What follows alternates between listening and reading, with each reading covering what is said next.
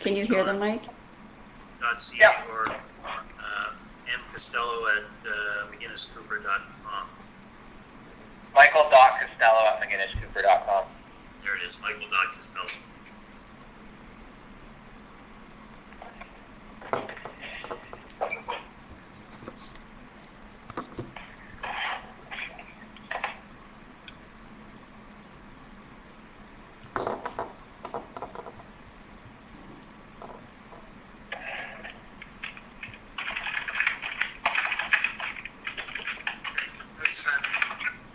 They were sent, Mike.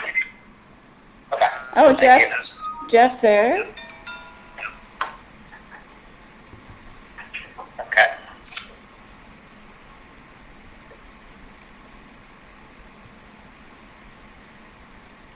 I don't think it's very fair if Barbara Simpson doesn't have to put on her video. You're not working her PJs and we're not, or what's the deal? No, I'm not. I'm not in PJs. I've just I've franked the noise. I've got a dog running around barking and acting crazy right now. We appreciate that. Thanks, Bart. So we're going to start in about 1 minute. We'll just see if Mike can get dialed in, and then we'll start. Okay.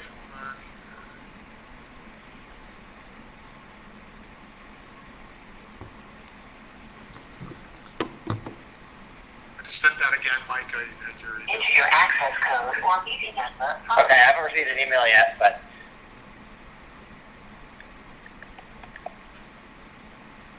I think he just resent it to you. Yeah, I Yeah, did. he did.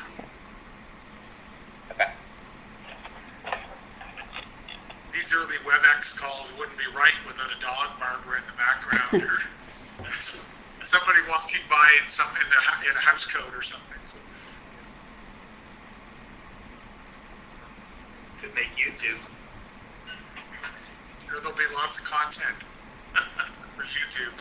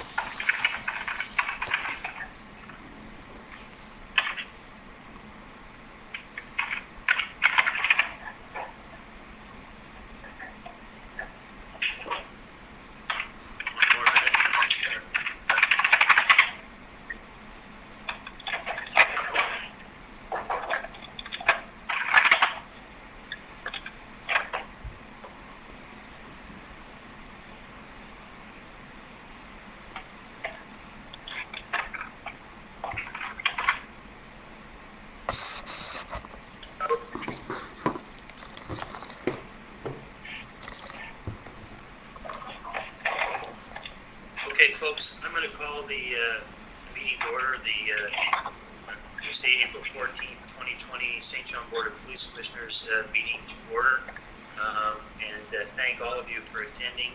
We have Inspector LeBlanc. I see members of the Commissioner here, a couple dialed in, Doug Jones, Michael White, and Mike Costello. Also recognize Barbara Simpson, a member of the media as well, as Chief Drolet, and Marvin Corsket, I heard joined the call as well.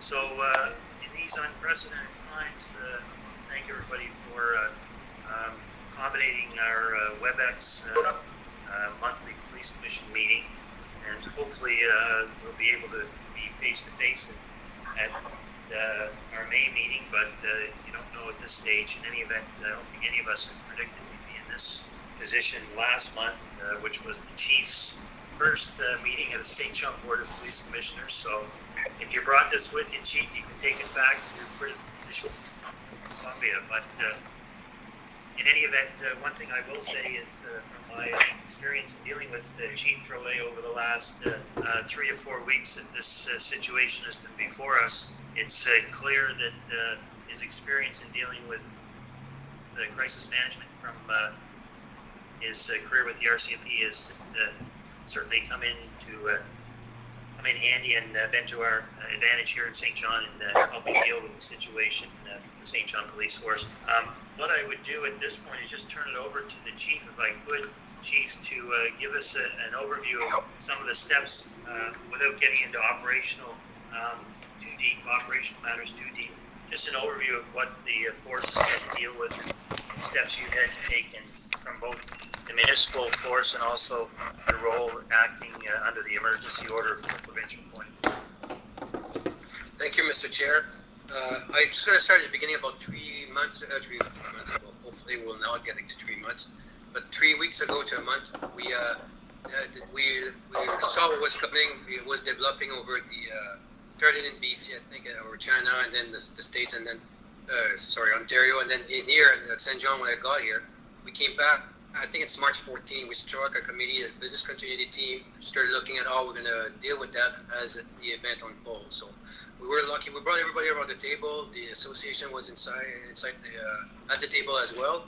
And what we did, we developed a plan based on 3 objectives. The first one was protecting our employee, protecting our people. Then maintain services for the essential services for the citizen of St. John, and then support the regional health authority and the city of St. John as we're dealing with this unfolding public health crisis. So for us, the bigger point was protecting our people to ensure that we didn't lose members affected by COVID-19, so that we had a force ready to go. So, and that was the main focus at the onset, to make sure that we can address number 2 if we have number 1 looked after. So I can maintain essential services to the city if I have the employees, I protect my employees to do it. So that's what we went, and what we did, we created a workforce separation plan where we basically created 2 police department, if you will, within one, to ensure that our members, we have members that will not have contact with each other for over a month. So if I got one of my team that goes down that's infected, I still have 7. So we split the 7 team, and we changed a bit the way we're doing business. But rather than having the 4 platoon, we created 8 different teams that can respond and that are overlapping, so that we've got separation of the workforce, so that we don't have people. If I got team A that goes down, I've got 7 other teams I can take out for service. So that's for patrol. And we did the same thing for the CID. So we got 3 teams there. 1 team is working, 2 teams are off, and we rotate them through. And so there's never any contact. So if 1 team goes down, I still have a workforce to be able to reply to it. So, and to ensure that, so we did that, and then we started looking at PPE. So we were early on, we got PPE for all our members. We've got hand sanitizer, mask, and then really, I remember one of the last meeting, I think, I told you that we had not shut down, but we had put hand washing station at the station. So every entries, we've got hand washing station, and everybody got coming in and out. And for a vehicle, we split our fleet in 2. So a member reporting for day shift, for his first 2 day shift, will drive the car. He'll be the only one driving that car. And when he comes back for night shift, the new car is going to be assigned, but it's going to be cleaned. So there's never any cross-contamination in the vehicle, and there's never cross-contamination between members. So there's area. Yeah. So I'll give you an example for me. I got a pad to come into my office, and I'm staying in my office. I used to wander around and talk to people. I'm not allowed to do that anymore.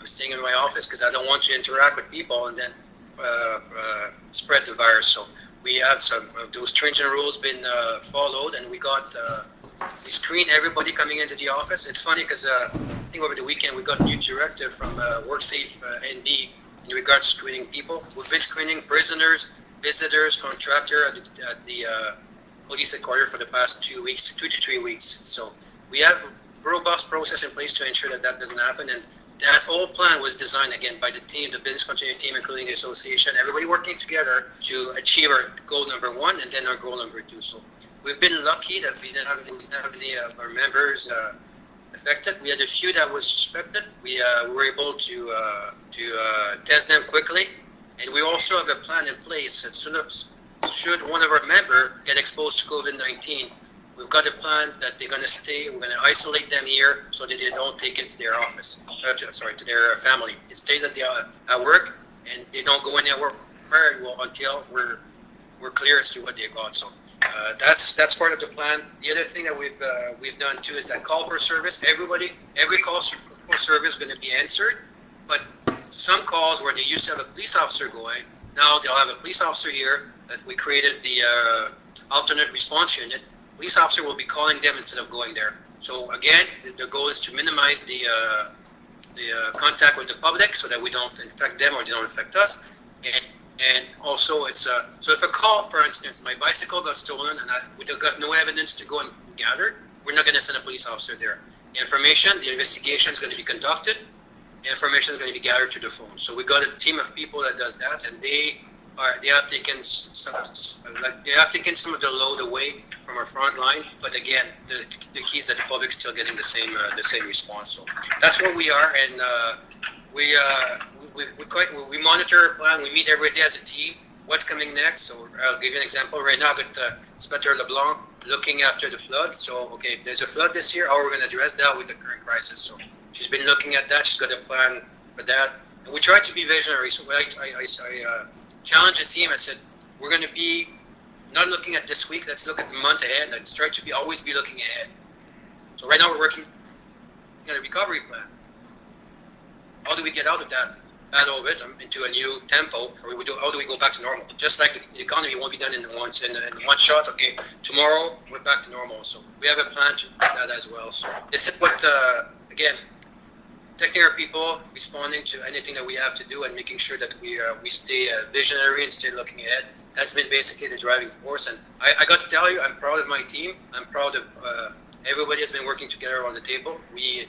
There's challenges, but I mean, with them around, I think there's nothing that we can't overcome. So.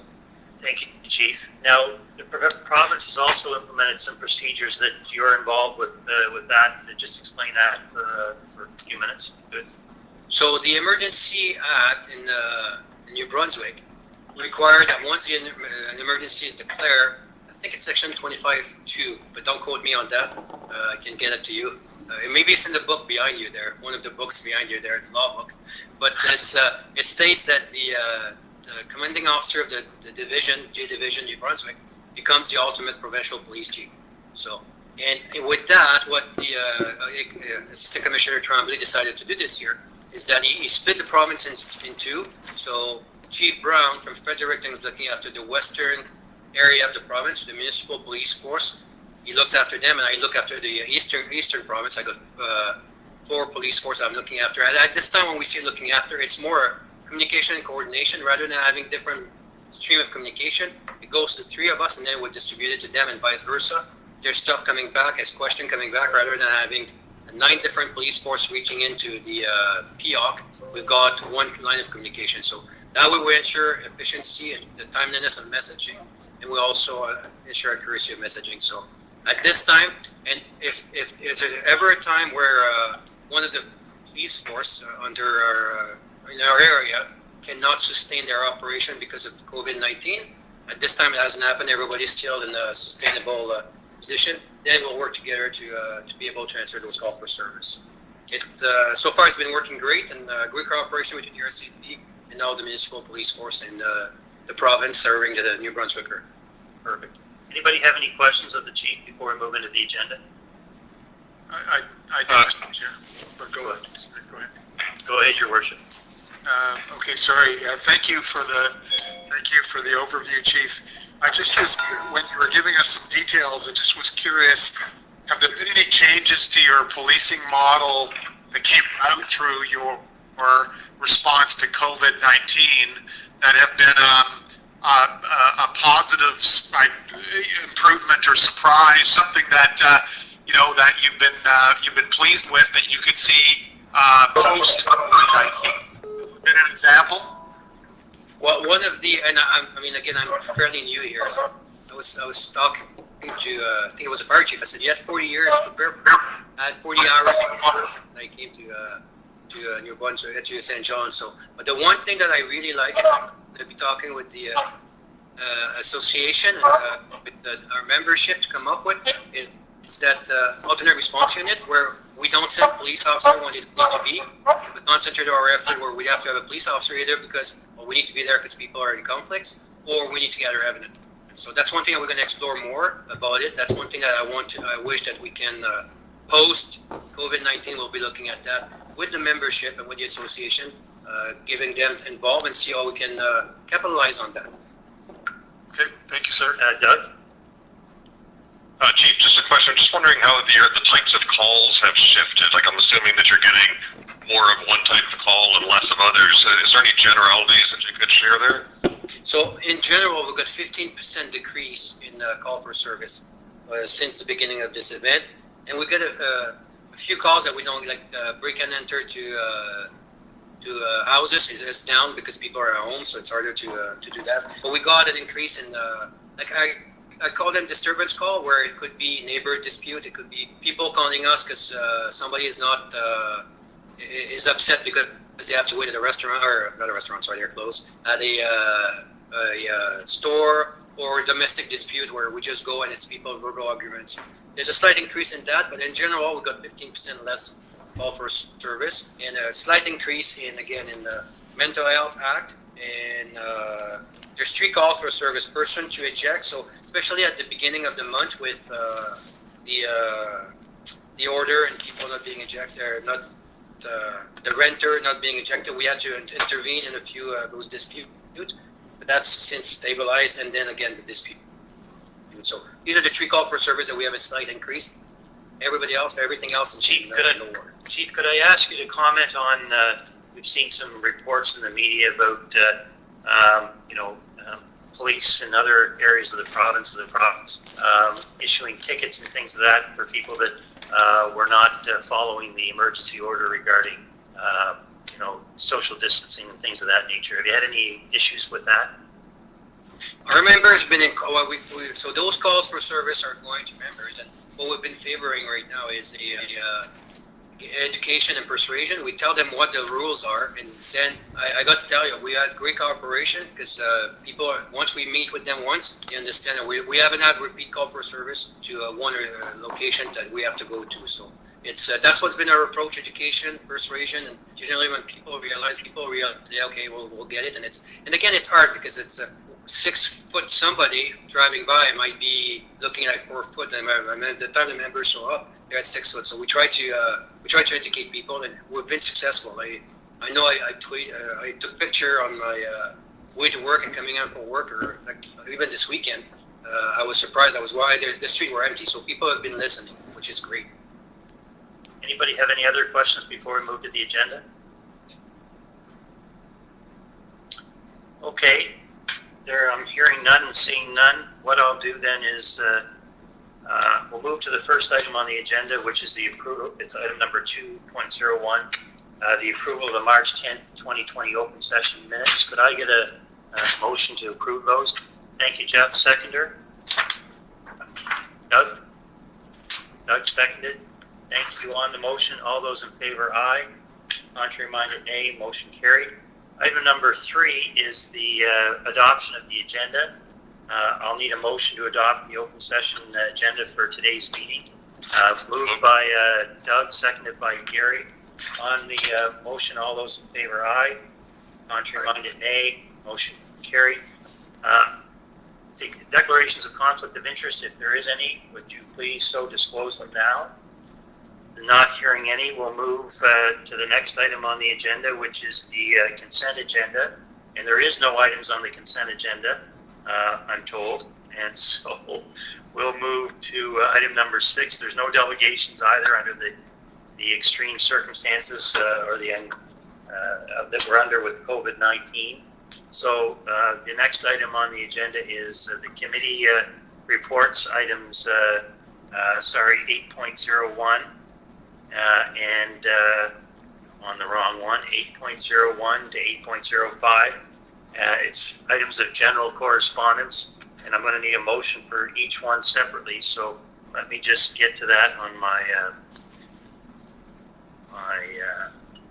there we go. So item 8.01 is the internal monthly report for March 2020. I don't know if anybody has any questions of you, the chief, on that item. It seems pretty straightforward. I see you nodding your head. Yeah, sorry. Yeah, I would recommend it's we've got 2 complaints that are being dealt with. We've got complimentary correspondence to the March, so I would recommend this report be received and filed by the commission. Thank you. Can I get a motion to receive and file if there's no questions on it? Moved by Doug, seconded by Gary. On the motion, all those in favor, aye. Contrary-minded, nay. Motion carried. Item 8.02 is the, I think it's, let's get to it here. The highlights of the monthly activity report. Go ahead, Chief. All right, once again, Chair, I'd like, so you'll see that there's a decrease in 2020 for year to date. We basically went into that COVID response in the later part of March, so there's you already see I don't know if all that decrease is attributing to COVID-19, but we see a decrease, and you'll see some of the call for service that I was referring to going up again, or going on the like the mental health call for service are going up, and I would recommend that the board receive and file the report. Thank you. Can I get a motion then to receive and file? Mr. Chair? Yes, go ahead, Your Worship. Just a comment. Thank you for the report, Chief. Through COVID-19, one of the things that's been consistent is that folks have, the Premier, yourself, others, myself in my mayor's role, saying it's important to get your information from trusted sites, and sometimes social media can be not great, because certainly I've seen some commentary that would say, crime is way up, and we're in some state of lawlessness, and that's not what we're hearing or seeing. So I appreciate your earlier comments and this report. And again, folks should follow official channels of cities, provinces, police forces, so that they can have the most accurate information. So just more a comment, Mr. Chair. Thank you, Your Worship. Anything else from anybody on the monthly activity report?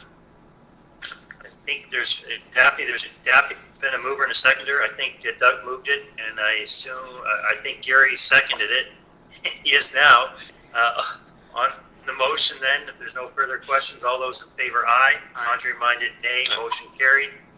Item 8.03 is an overview of the St. John Police Force February 2020 financial results, which you have before you.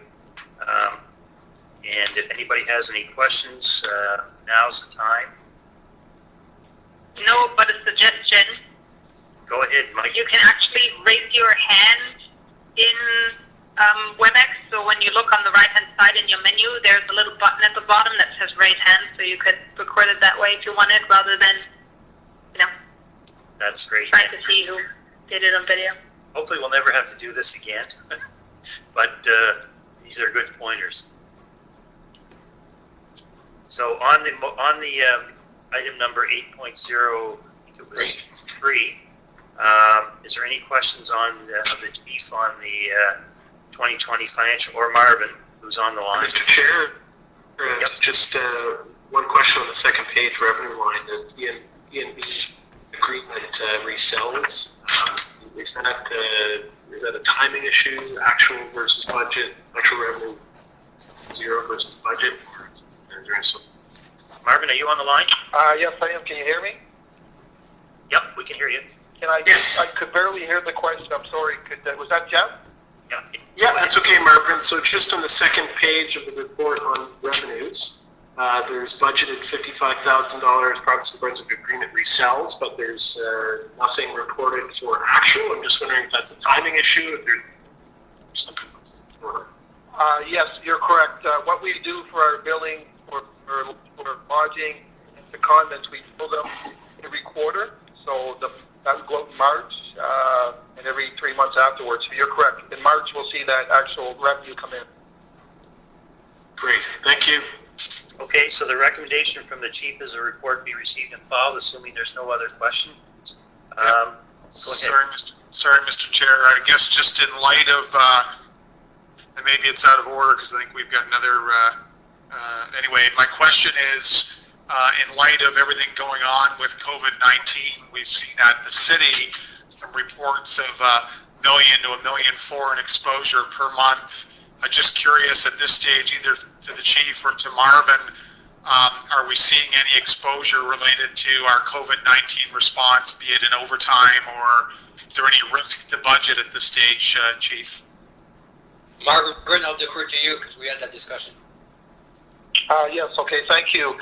With respect to the actual expenses, obviously we think with how we split the shifts to deal with this crisis is we're not going to see a lot of overtime during this crisis. But with that being said, time off has been reduced as well. So we see some of these expenses being deferred until later in the year when people are taking time off.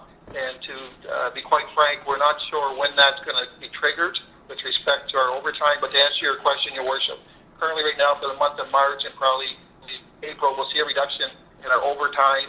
Training costs will be down because obviously we're focused on having our people on the street and we're not training. But that will come back to bear some fruit later in the year when we sort of stand things back up and get back to regular operations. On the revenue side, the only two areas of slight exposure for us, we're quite lucky in the sense that we have MOUs in place. I would draw your attention to our clearance letters would be down only because we're basically now dealing with essential workers. But with that being said, that will pick up once we're able to start dealing with people that are where criminal record checks are not a high priority. And the other area obviously would be extra duty.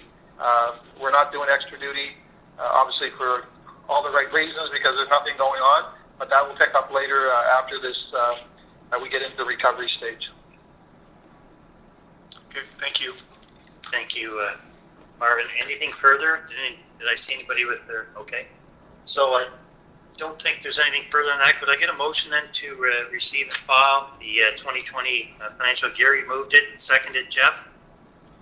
I can see you, Jeff, so I'm asking you if you'll second it. Thank you.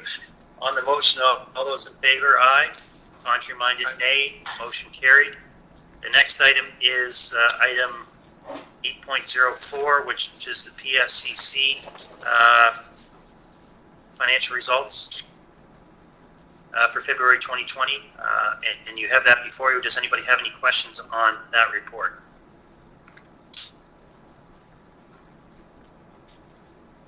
Chair, it's Chief here. I forgot I got a big accent, so I don't have to identify myself. The accent speaks for itself. So it's not a question; it's more of a comment. So I want to make sure that the board understand that we also split up the PSCC in two. So we're using the maintenance center here and the backup site as well. So we've got teams there that are working day shift here, night shift over there with no cross pollination, if you will, between the teams. So no, that that's was perfect. one of my I forgot to say that in the morning. Yeah. Hearing no questions on the PSCC financial results for February, could I get a motion to receive and file that? Whoever raised, Yeah, Doug and Mike. Doug and Mike. Thank you. Doug moved it. Mike seconded. On the motion, all those in favor, aye. Aye. Contrary minded, nay. Motion carried. The next item is 8.05, the long-term sickness report that's before you. And any comments there you need to make, Chief? There's a speaker. No, I would recommend that the board receive and file it. Okay. As, Any questions of the Chief or Marvin on that? Hearing none, I'll ask for a mover. Gary, move it. Seconded, Jeff. On the motion that's been bluntly moved and seconded, all those in favor, aye. Contrary minded, nay. Motion carried. Ladies and gentlemen, that's the end of our formal agenda. But before I leave, I just want to thank everybody for cooperation in participating by WebEx. It's the first time we've done that, and it has a little bit of technical challenges, of course, but it's for the most part worked well, kept us informed, Chief. Appreciate the update that you've given us on steps taken by the police department and the good work it's doing under the circumstances. Any further comments from anybody? There being none, I'm hearing, so then we'll ask for a motion to adjourn. So moved. Moved by Gary, seconded by Doug. On the motion, all those in favor, aye. Contrary minded, nay. Motion carried. Thank you, everybody. We'll be signing off now. and we'll ask you to dial in for committee of the whole. Thank you again.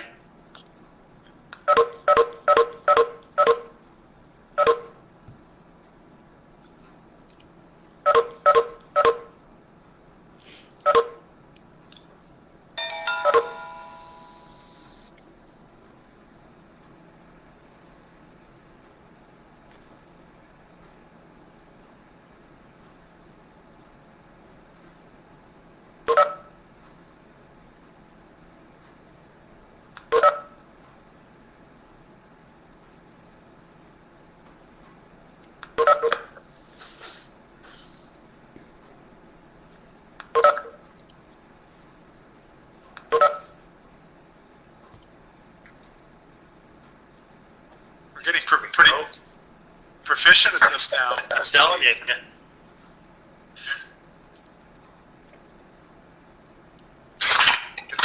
It's amazing how many people have become proficient in the last 2 weeks with WebEx, and although I just see from our IT group that Zoom had a major